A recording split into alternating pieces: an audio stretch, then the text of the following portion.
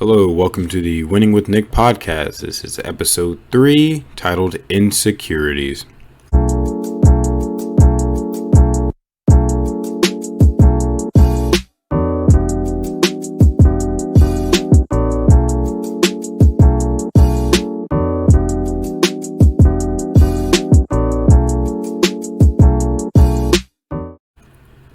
In today's episode, I'll be discussing what is an insecurity, how to figure out your own insecurities, how to approach your insecurities, how to overcome your insecurities, and I'll be giving examples of an insecurity and how to overcome it.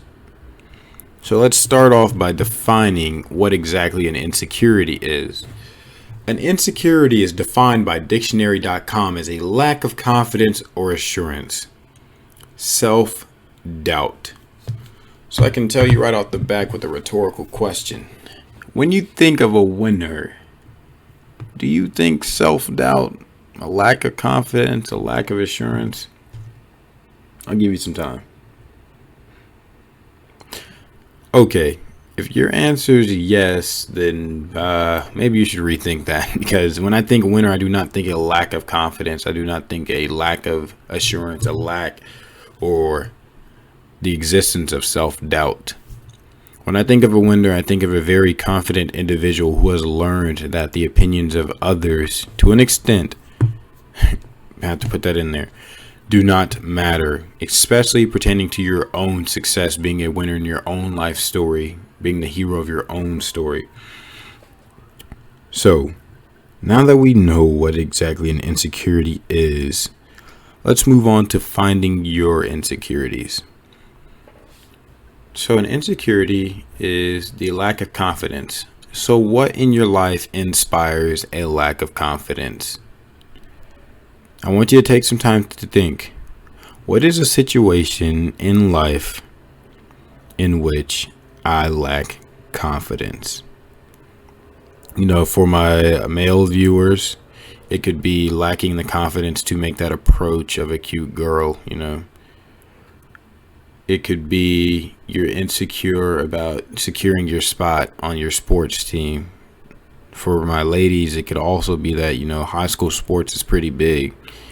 For a lady, you could be insecure about making that girl's varsity basketball team, that girl's volleyball team. You could be insecure. This is pretty cliche, but you could be insecure about how you look in that dress. You could lack confidence because of the way you look in that dress.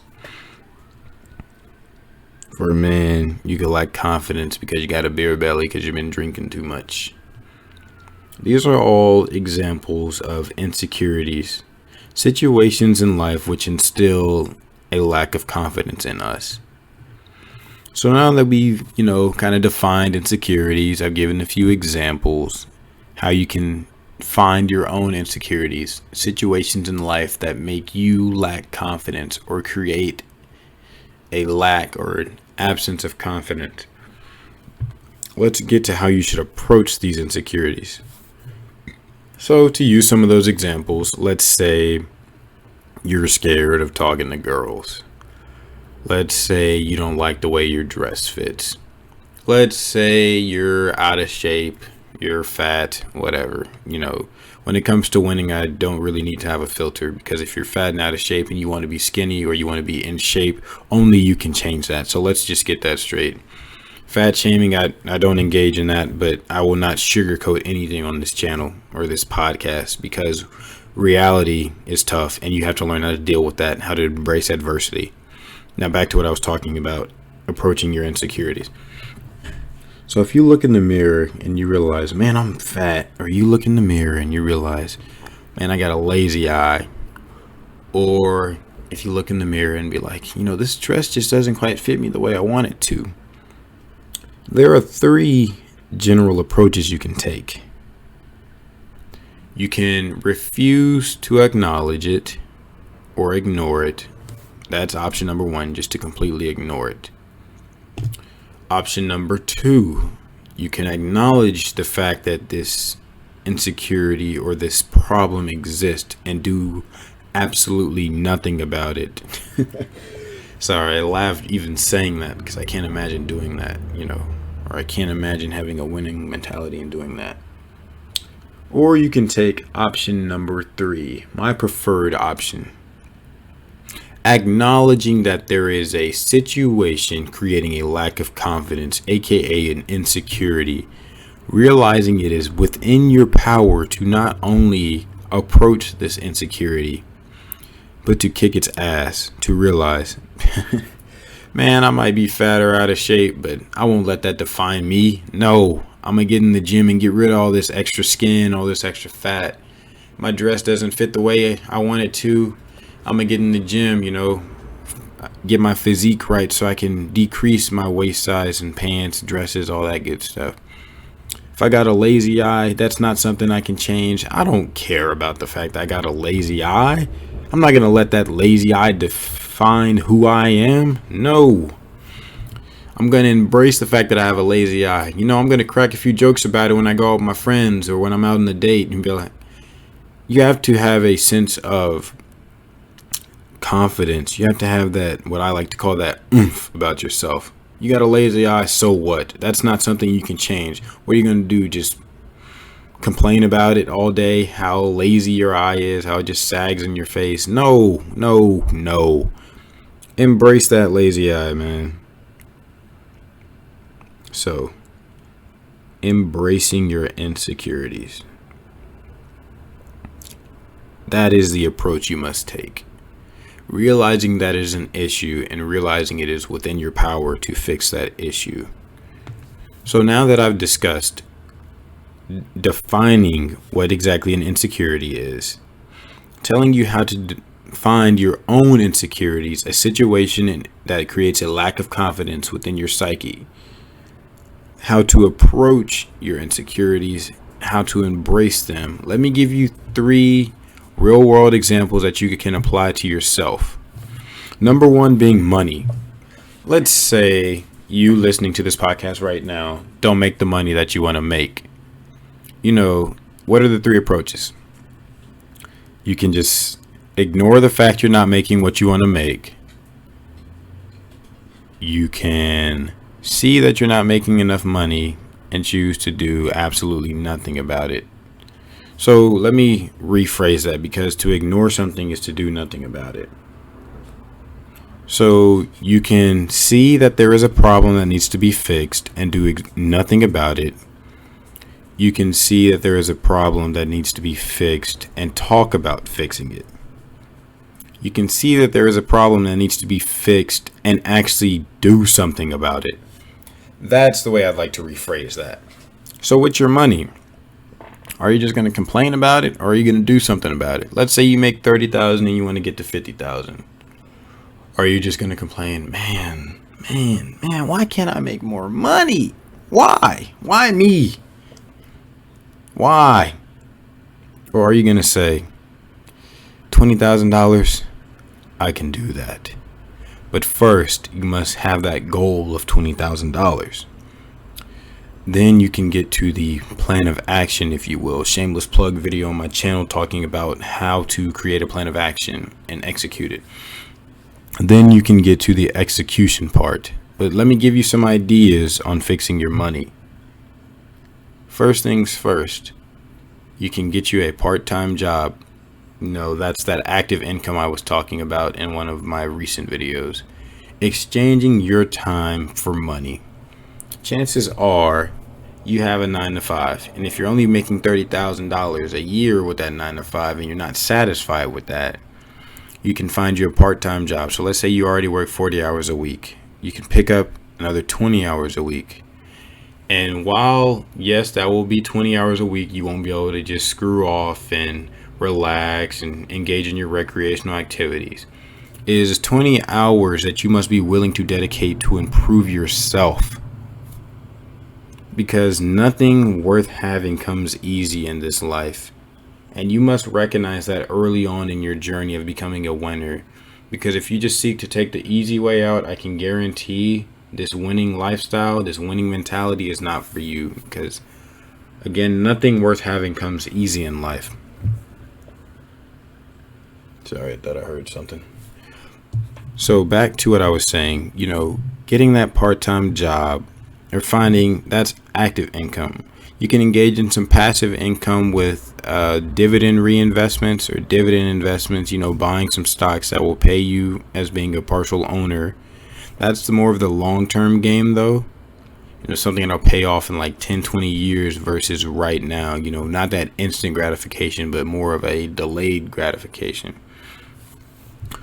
Or you can engage in something like YouTube.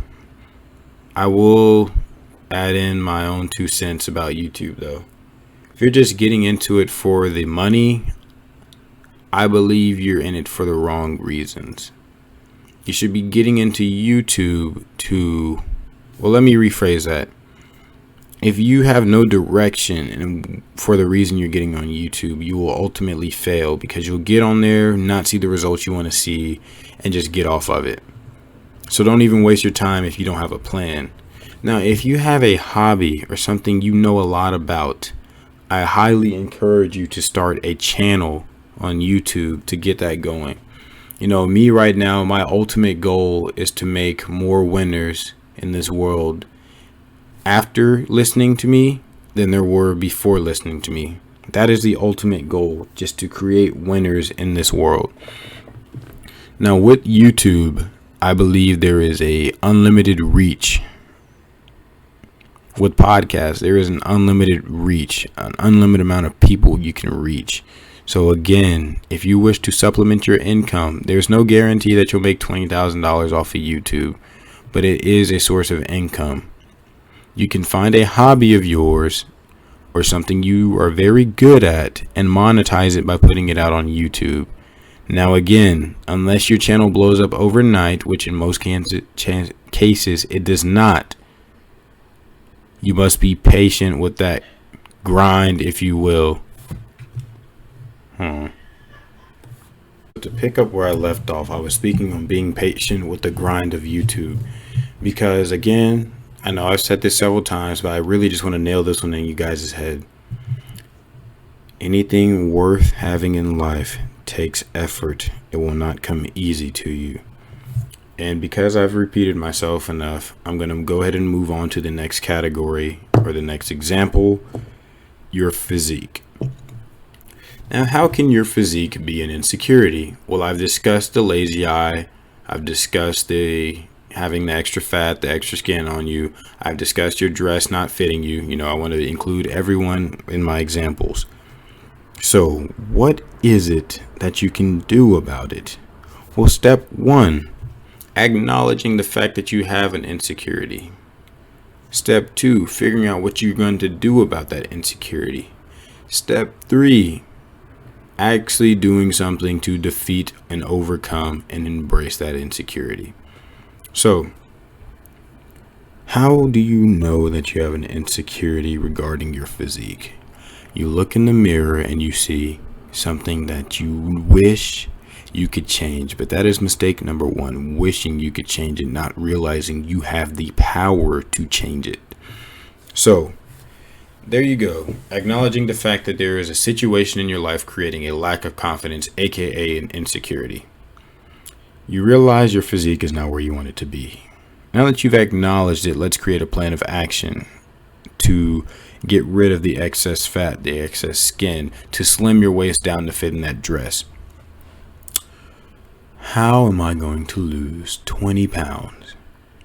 It sounds hard just saying it, but I guarantee you it is possible. So to create that plan of action, let's see. First of all, you're going to have to work out, but working out in itself is not enough. The most important thing outside of the physical part of working out is your diet. A very cliche statement, but still true. 6-packs are made in the kitchen, not in the gym. You can do all the workouts you want, but if your diet does not properly supplement those workouts, it will never work out for you. So now that you know what it is you're going to do to achieve your desired results of losing those 20 pounds, you're going to get in the gym, you're going to work out, and you need to have a plan with your workouts. You don't just want to be in the gym throwing weights around, running on a treadmill. No, you need to have a specific plan, specific layout, a specific blueprint of how you're going to achieve losing that 20 pounds. Now that you have this blueprint, it is time to execute. This, I guarantee you, will be the hardest part, is being consistent in the execution of your blueprint to success, to winning. You're going to have to budget properly to afford your diet. You're going to have to dedicate time, blood, sweat, tears, all of that in your workout. Because again, if you're already starting at a disadvantage if you're overweight, because you're going to have to put in more effort to lose that weight. But that's not an excuse to not work out. You can't say, oh, because I'm going to have to put in more work than somebody who's already close to their weight goals. Man, bump that. I'm not going to say the other word because I want to keep this friendly, or I want to keep this proper. I don't want to use any profanity. Bump that, man. Bump that. That is not an excuse. Another aspect to the winning mentality is not allowing yourself to come up with excuses. Instead, holding yourself accountable and realizing you're responsible for your own success. I'm going off on a tangent, but this is very important information. The journey towards success is a one-man race in this regard. No one can run the race of life, well, the marathon of life, because life is a marathon, not a sprint. I'll tell you that as well. No one can run your life's marathon but you. So to put your fate in the hands of others is a mistake. You must realize your life can only be molded by you. Only you can create your success. You are responsible for your own success. Other people are not. So realizing that is very important as well. And now that you know how to achieve your goals of losing the 20 pounds, you can do that excuse free. Okay, so just to quickly summarize everything, I've defined what an insecurity is. I've told you how to find and detect your own insecurities. I've discussed how to approach, embrace, and overcome your insecurities. I've spoken on monetary insecurities. I've spoken on physical insecurities. Now to get to the last category of insecurities, your intellect. Quite often people feel stupid, for lack of better terms, when speaking to someone smarter or more intelligent than them. What they do not realize, it is their own fault. Yes, I said it. It is your fault you are not as smart as you want to be. If you want to get smarter, if you want to improve your knowledge base on something, it is up to you to seek out sources of information. So right next to where I'm recording at, I got some books that I've bought to enhance my knowledge base. So let's say you want to become a more powerful individual, or you seek to understand power because it is a mystery to you. Rather than complaining about the way that the world works, the power struggles, you seek out information to understand and be able to manipulate power for your benefit by reading something like the 48 Laws of Power. Let's say you're into physics like I am. Mechanical engineering major goes hand in hand with physics. Rather than, just kind of wondering, I wonder what life is like in the universe. I wonder how the universe works. You can read a book like Special and General Relativity by Albert Einstein, or A Brief History of Time by Stephen Hawking, two of the greatest minds to ever touch physics. Let's say you're curious about investing. You can check out YouTube videos. Another shameless plug, I got 2 videos up on my channel speaking on active versus passive income volume trading. I just did a reaction video to another YouTuber's video on dividend investing. You seek out sources of information about what it is you want to enrich your knowledge base on. That is that. Investing, you must seek out sources. Sorry, I'm misspeaking quite a bit. You must seek out sources of knowledge based on what it is you want to know more about. So again, if you want to learn more about power, how to manipulate that to your benefit, how to understand and work around it, 48 Laws of Power. You want to know more about physics, Special and General Relativity by Albert Einstein, A Brief History of Time by Stephen Hawking. You want to learn how to invest? You want to learn how to succeed, how to win with money? find people on YouTube, find some books. A common book is Rich Dad, Poor Dad. Another one I have is How to Make Money Off of Stocks. I got another one called Invest to Prosper. So I am truly investing in myself. That is key. That will be the next episode 4 of the Winning with Nick podcast, investing in yourself. But yes, if intellect is what you seek to improve about yourself, you must seek out these sources of knowledge, these sources of information to improve your intellect and level of intelligence. That way, when you are in a room with someone who's quote unquote smarter than you, you have something to contribute to the conversation other than a blank look on your face. So if you made it to the end of the podcast, thank you for tuning in. This has been episode 3 of the Winning with Nick podcast, speaking on insecurities. You can find daily motivational messages on my Instagram, Winning with Nick, no spaces. You can subscribe and follow me on YouTube for weekly posts. Not only the podcast, but videos outside of that. Weekly post, and you can find that same name as my Instagram, except it's winning space with space Nick. And I have a Linktree link on there in which you can schedule a consultation. It's a link to the podcast as well on Anchor and Spotify. It's a link to my Twitter, a link to my Instagram. All of that is on that Linktree hub. So again, thank you for your listening and making it to the end of the podcast. I truly appreciate your support. You have no idea how the support from you guys has gotten me this far. I'll make it short because I said this is the end, but the consistent support I get from you guys inspires me to go harder. It inspires me to make higher quality content. I'm already inspired and motivated on my own, but just seeing the loyal support of people who have been with me since the channel started up in November, since the podcast started literally yesterday, I already got people supporting. That inspires me to go harder, adding fuel to the fire of my passion, my motivation. So, thank you for your support. This has been the Winning with Nick podcast, episode 3, Insecurities. Thank you.